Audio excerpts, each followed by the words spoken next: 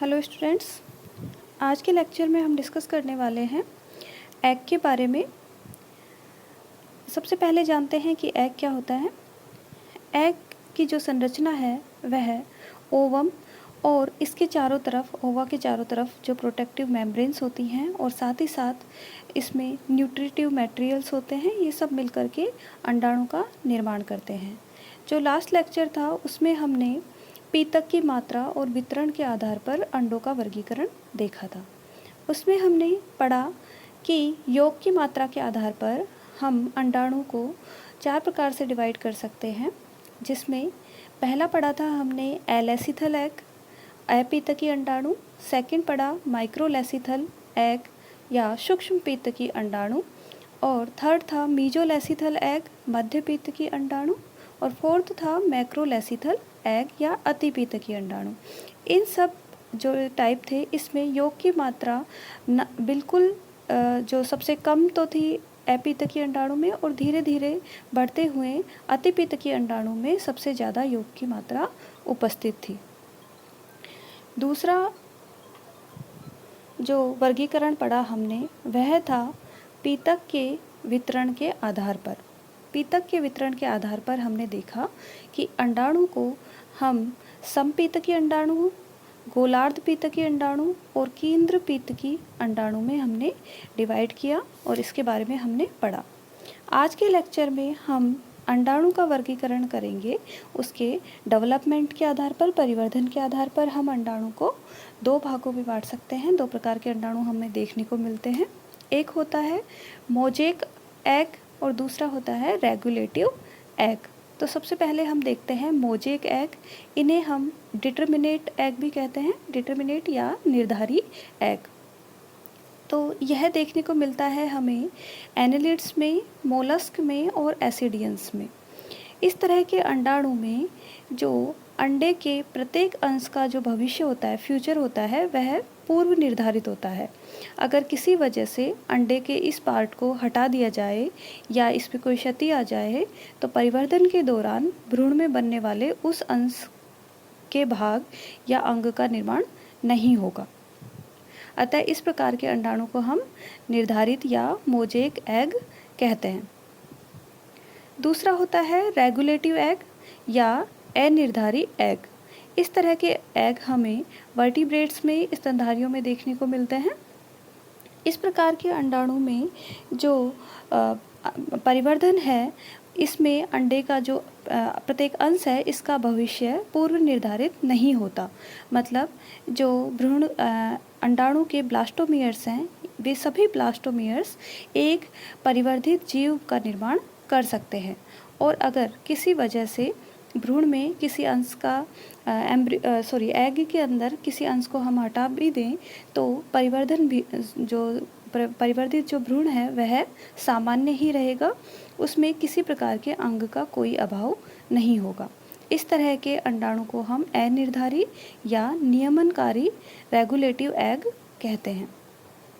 Second जो हम देखते हैं इसके अंदर वितरण, वह है सेल के बेसिस पे कि किस तरह का कवच इनके अंदर देखने को मिलता है। इसके आधार पर वर्गीकरण देखते हैं हम अंडाणु का।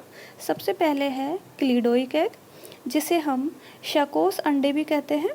शकोस अंडे से मतलब है कि इनके जो अंडाणु है इनके चारों तरफ कवरिंग पाई जाएगी, शेल जो कवच है वह उपस्थित होगा। इन्हें हम क्लीडोइक एग कहते हैं। यह जो कवच होता है मेनली कैल्शियम का बना हुआ होता है, और यहाँ पे जो ये इस तरह का क्लीडोइक एग का जो अडेप्टेशन है, मेनली जो स्थलीय जंतु होते हैं, टेरेस्ट्रियल जो एनिमल्स होते हैं, इनके अंदर हमें शकोस अंडे देखने को मिलते हैं। जो अंडाणु का जो शेल होता है यह हार्ड होता है और गैसेस के लिए परमिएबल होता है। साथ ही साथ में क्लीडोइक जो एग्स होते हैं इनके अंदर पीतक, साल्ट, वाटर लार्ज अमाउंट में प्रेजेंट रहते हैं, जो कि क्या करते हैं, परिवर्धित भ्रूण को पोषण प्रदान करने का कार्य करते हैं। अब देखते हैं इसके एग्जांपल्स कि किसमें क्लीडोइक एग देखने को मिलता है, शकोस अंडे। तो बर्ड्स में, रेप्टाइल्स में, प्रोटोथीरियन जो मैमल होते हैं, और साथ ही साथ इंसेक्ट में हमें क्लीडोइक एग देखने को मिलता है। इसमें अगर हम देखें तो जो रेप्टाइल्स होते हैं इनका जो शेल होता है ये लेदरी होता है, वहीं दूसरी ओर जो इंसेक्ट्स, बर्ड्स और प्रोटोथीरियंस होते हैं इनका सेल कैलकेरियस होता है। नेक्स्ट है नॉन क्लीडोइक एग या अकोश अंडे। इस तरह का जो डेवलपमेंट है, इस तरह का जो एग है वह मेनली जलीय जंतुओं में देखने को मिलता है और साथ ही साथ जो जंतु जिन जंतुओं के अंडों का परिवर्धन माता के शरीर के अंदर होता है उनमें इस तरह के एग पाए जाते हैं। नॉन क्लीडोइक एग में कवच अनुपस्थित होता है, यहाँ पे कवच का अभाव होगा, इसीलिए हम इनको नॉन क्लीडोइक एग कहते हैं। इसके एग्जाम्पल्स हम देखते हैं तो जितने भी विविपेरस एनिमल्स हैं, बच्चे देने वाले जो जंतु हैं, साथ ही साथ में ओविपेरस जो एनिमल्स हैं जो कि पानी के अंदर, वाटर के अंदर एग ले करते हैं, उनके अंदर अकोशी अंडे पाए जाते हैं। नेक्स्ट हम देखते हैं एग एनवलप के बारे में। तो एग एनवलप क्या होते हैं कि जो भी जितनी भी जो मेम्ब्रेन्स होती हैं, जो कवरिंग होती हैं, जो कि oocyte के प्लाज्मा मेम्ब्रेन के बाहर पाई जाती हैं, उन्हें हम एसेसरी एग मेम्ब्रेन्स कहते हैं। एग एनवलप के नाम से हम इन्हें जानते हैं। तो मेनली 3 तरह के एग एनवलप देखने को मिलते हैं, एग मेम्ब्रेन्स देखने को मिलती हैं। पहली है प्राइमरी एग मेम्ब्रेन्स, सेकंड है secondary egg membranes and third है टर्सरी एग मेम्ब्रेन्स। सबसे पहले हम देखते हैं प्राइमरी एग मेम्ब्रेन्स को। प्राइमरी जो एग मेम्ब्रेन्स होती हैं इनका जो सीक्रेशन होता है वह स्वयं जो एग है, जो अंडाणु है, उसके द्वारा ही होता है। प्राथमिक जो मेम्ब्रेन है, एग मेम्ब्रेन, इसकी उत्पत्ति स्वयं अंडाणु द्वारा होती है। जो इसका निर्माण है वह अंडाणु की जो प्लाज्मा मेम्ब्रेन होती है उसके बाहर वह फोलिकल सेल्स के मध्य होता है। अंडाणु व फोलिकल सेल्स के मध्य इसका निर्माण होता है। साथ में प्रारंभ में जो प्राइमरी एग मेम्ब्रेन्स होती हैं यह म्यूकोपॉलीसैकेराइड की बनी हुई होती हैं।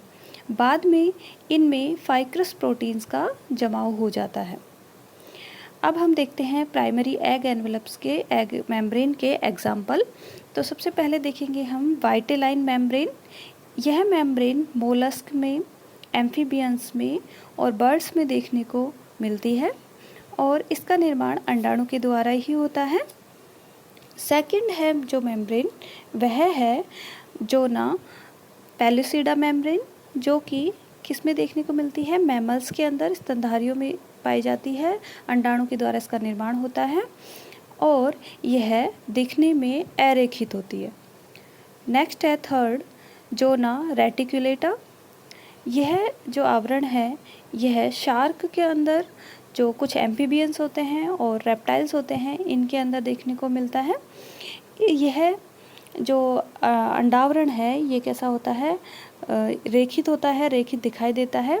साथ ही साथ इसमें कुछ सूक्ष्म अंकुर का यहाँ कई सारे सूक्ष्म अंकुर का निर्माण करते हैं और मछलियों में एरांकित अंडावरण छिद्रित होते हैं।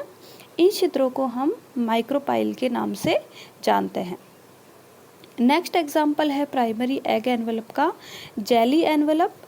इस तरह का आवरण हमें इकाइनोडर्मिड्स में और जो समुद्री अकशेरुकी जीव होती हैं इनके अंदर एक जेली समान जो आवरण देखने को मिलता है उसे हम जेली एनवलप कहते हैं। तो ये सारे जो एग्जाम्पल्स थे vitelline membrane, zona pellucida, zona reticulata, jelly envelope, ये सब प्राइमरी एग मेम्ब्रेन के एग्जाम्पल्स हैं। नेक्स्ट है सेकेंडरी एग मेम्ब्रेन या सेकेंडरी एग एनवलप। इसका निर्माण अंडाणु की जीवद्रव्य कला के जो प्लाज्मा मेम्ब्रेन है इसके बाहर होता है और इसका जो निर्माण है वह फोलिकल सेल्स के द्वारा, जो ओवरी में जो फोलिकल सेल्स प्रेजेंट होती हैं उनके द्वारा किया जाता है। इसके एग्जाम्पल्स अगर हम देखें तो इंसेक्ट्स के अंदर जो काइटिन का कवच पाया जाता है वह सेकेंडरी एग मेम्ब्रेन का एग्जाम्पल है। वहीं अगर हम वर्टिब्रेट्स की बात करें तो वर्टिब्रेट में साइक्लोमेटा व हर्डमानिया के जो अंडे होते हैं इनके अंदर chorion secondary egg membrane present होती है। वहीं मैमल्स में corona radiata secondary egg membrane का एग्जाम्पल है। नेक्स्ट है टर्सरी एग एनवलप या तृतीयक अंड कला। इस अंड कला का निर्माण, इस एग मेम्ब्रेन का निर्माण ओविडक्ट के द्वारा होता है। जब अंडाणु अंडवाहिनी से गुजर रहा होता है तब इसका निर्माण होता है। इसके एग्जाम्पल्स अगर हम देखें तो सबसे पहले देखते हैं श्वेतक या एल्ब्यूमिन। एल्ब्यूमिन इलेस्मोब्रैंक्स के अंडे के चारों ओर देखने को मिलता है। और शार्क और जो रेस है, इन दोनों के जो एग होते हैं इनके बाहर एक कैप्सूल, हॉर्नी कैप्सूल देखने को मिलता है, जो कि टर्सरी एग मेम्ब्रेन का ही एक एग्जाम्पल है। नेक्स्ट है इसमें टर्सरी एग मेम्ब्रेन का एग्जाम्पल जेलीकोट। जेलीकोट हमें देखने को मिलता है, जो फ्रॉग का जो एग होता है इसके चारों तरफ हमें जेलीकोट देखने को मिलता है। थर्ड है यहाँ पे एल्ब्यूमिन, सेल मेम्ब्रेन और सेल। ये किस में देखने को मिलता है हमें? रेप्टाइल्स में और बर्ड्स में प्रोटोथेरियंस के जो अंडे होते हैं इन सब में एल्ब्यूमिन, शेल मेम्ब्रेन और जो कैल्शियम से बना हुआ जो छिद्र में शेल होता है यह पाया जाता है। ये सभी तृतीयक जो एग मेम्ब्रेन है, टर्सरी एग मेम्ब्रेन, इसके एग्जाम्पल हैं। इन सब का निर्माण जैसा कि पहले बताया गया ओविडक्ट के द्वारा इनका निर्माण होता है। यहाँ पे आपके सामने एक डायग्राम दिया हुआ है। यह डायग्राम चिक के जो एग है उसका है। यहाँ पे आप इसमें जो एग मेम्ब्रेन्स हैं वह देख सकते हैं। यहाँ पे जो बीच में आप देख रहे हैं ब्लास्टोडिस्क दिख रहा है आपको। इसके चारों तरफ योक है, योक मेम्ब्रेन प्रेजेंट है। योक मेम्ब्रेन के बाद में यहाँ पे inner cell membrane, outer shell membrane है। साथ ही साथ एल्ब्यूमिन की कवरिंग यहाँ पे देखने को मिल रही है और सबसे बाहर यहाँ पे कवच या शेल देखने को मिल रहा है। नेक्स्ट हम देखते हैं कि जो एग मेम्ब्रेन है इनका क्या फंक्शन है, क्या सिग्निफिकेंस है। तो जो मेन इनका कार्य है वह है, एग मेम्ब्रेन्स का जो मेन कार्य है वह है, ये क्या करते हैं, जो डेवलप्ड परिवर्तित जो हो रहा है भ्रूण उसको सुरक्षा प्रदान करने का कार्य करते हैं। ये भ्रूण को बाहरी आघातों से और इकोलॉजिकल जो हैजार्ड्स होते हैं उनसे प्रोटेक्ट करते हैं। अब इकोलॉजिकल हैजार्ड्स क्या होते हैं? जैसे जो सामान्य जो तापक्रम होता है उसमें किसी भी तरह की कमी या बढ़ोतरी और पीएच में किसी भी तरह का कोई परिवर्तन, पॉल्यूशन या रेडिएशन, ये सभी इकोलॉजिकल हैजार्ड्स हैं। इन सब से एग को प्रोटेक्ट करने का कार्य एग मेम्ब्रेन के द्वारा किया जाता है। सेकंड है, यह एग मेम्ब्रेन जो होते हैं भ्रूण को सूखने से बचाने का कार्य करते हैं। साथ ही साथ ये पॉलीस्पर्मी को भी रोकते हैं। पॉलीस्पर्मी से आप समझते हैं कि एक से ज़्यादा स्पर्म के द्वारा फर्टिलाइजेशन, तो इसको भी ये रोकने का कार्य करते हैं एग मेम्ब्रेन्स। साथ ही साथ जो एग के अंदर जो क्लीवेज होते हैं, तो नॉर्मल जो क्लीवेज होता है उसको मेंटेन करने का कार्य करते हैं। और एम्फीबियन जो एग्स होते हैं इनमें उत्प्लावकता या ब्योवेंसी में वृद्धि करने का कार्य करते हैं। वहीं हम देखें कि जो एल्ब्यूमिन होता है वह रेप्टाइल्स में, बर्ड्स में और प्रोटोथीरिया में जो भ्रूण होते हैं उनको क्या करता है, पोषण प्रदान करने का कार्य करता है। तो आज की क्लास में हमने देखा दो तरह से। सबसे पहले हमने देखा कि एग को हमने डेवलपमेंट के आधार पर दो भागों में बांटा, एक तो मोज़ेक एग और दूसरा रेगुलेटिव एग। मोज़ेक एग जिनमें जो भ्रूण का प्रत्येक अंश है उसका भविष्य पूर्व निर्धारित होता है, वहीं रेगुलेटिव एग में इस तरह का कोई भी निर्धारण देखने को नहीं मिलता। सेकंड हमने देखा जो शेल है उसके आधार पर, अगर शेल उपस्थित है तो उन्हें हम कहेंगे कवच, अगर उपस्थित है तो इस प्रकार के एग हम कहेंगे क्लीडोइक एग, और अगर शेल अनुपस्थित है तो उसे हम कहेंगे नॉन क्लीडोइक एग। इसके बाद में हमने एग एनवेलप, एग मेम्ब्रेन्स के बारे में बात करी, जो कि primary egg membrane, secondary egg membrane और टर्सरी एग मेम्ब्रेन है। प्राइमरी के एग्जांपल्स हमने देखे vitelline membrane, zona pellucida, zona reticulata and jelly envelope. Secondary egg membrane में हमें इंसेक्ट के अंदर जो कोरियन लेयर है वह सेकेंडरी एग मेम्ब्रेन का एग्जाम्पल है। टर्सरी एग मेम्ब्रेन में हमने देखा एम्फीबियंस के अंदर पाए जाने वाला जेलीकोट, एल्ब्यूमिन शेल मेम्ब्रेन और शेल ये सभी टर्सरी एग मेम्ब्रेन के एग्जाम्पल हैं। और सबसे अंत में हमने देखा कि एग मेम्ब्रेन्स के क्या क्या सिग्निफिकेंस में हैं। इसमें जो सबसे मेन सिग्निफिकेंस है वह है परिवर्धित भ्रूण को पोषण प्रदान करना। धन्यवाद।